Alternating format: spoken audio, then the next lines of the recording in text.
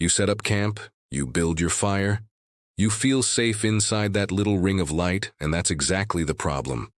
Predators aren't stalking the wilderness at random.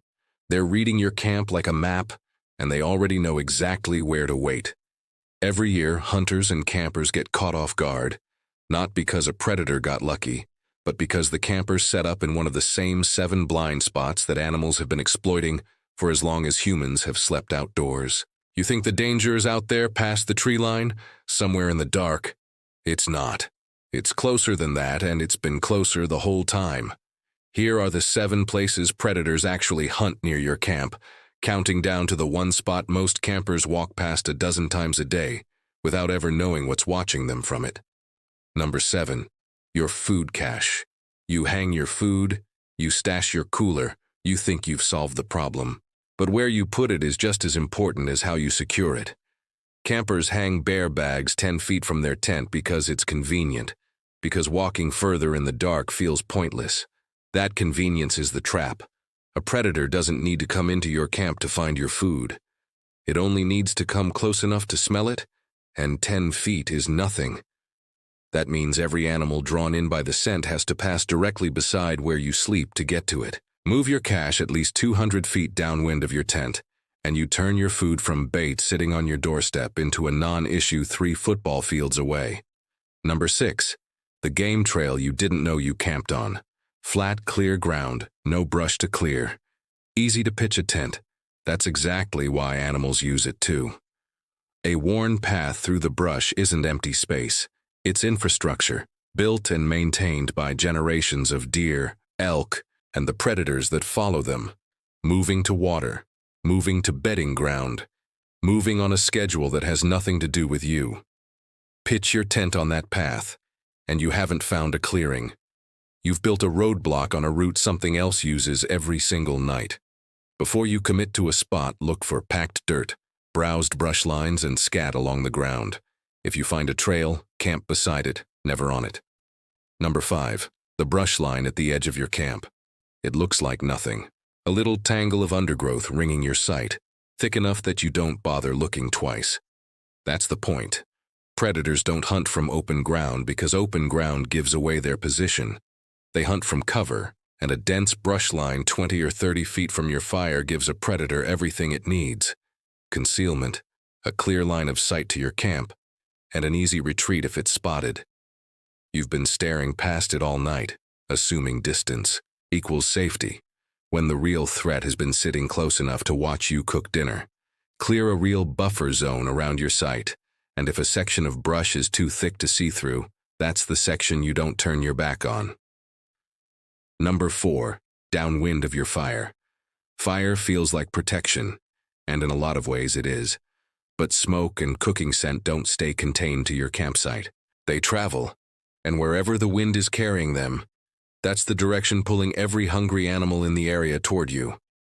Most campers set up without ever checking which way the wind is blowing relative to their tent, which means they have no idea they're sitting directly in the delivery path of their own dinner smell. Check the wind before you pitch camp, and position your sleeping area upwind of your cooking site whenever you can.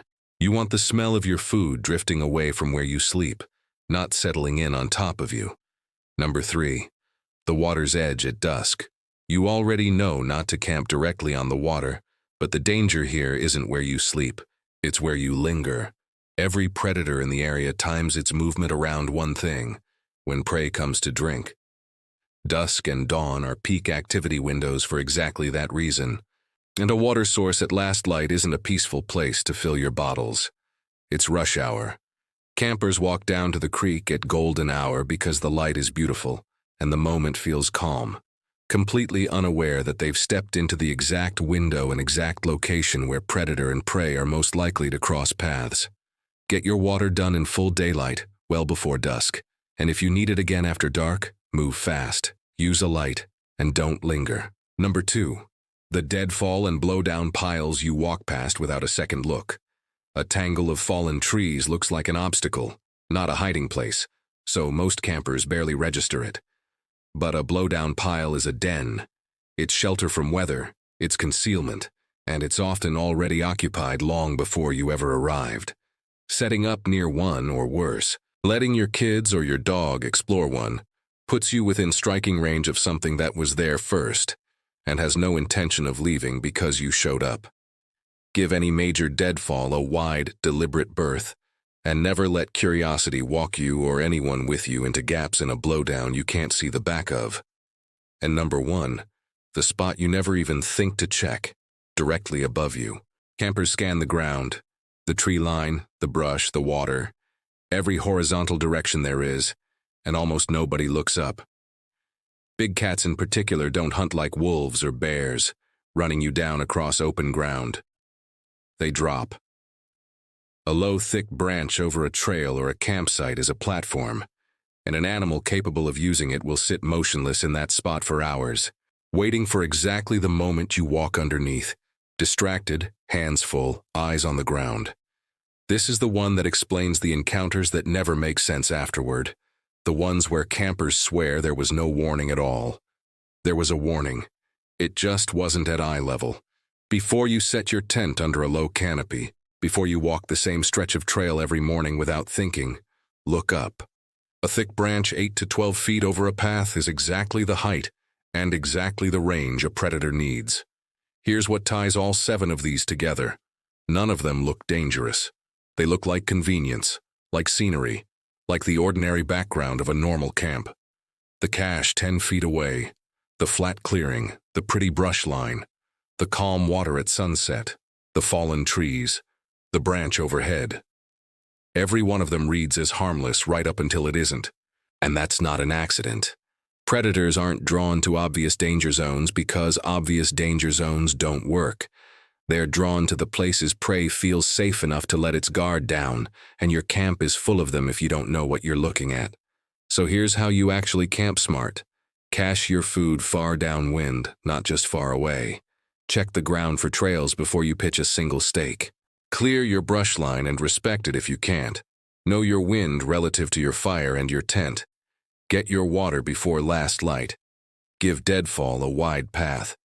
And for the one nobody teaches you, look up before you walk under anything thick enough to hold weight. Do all 7, and you're not just camping in a spot that looks safe, you're camping in one that actually is. In the next video, I'll break down the exact sounds that tell you something is already watching your camp before you ever see it. That's the difference between reacting and being ready. I'll see you there.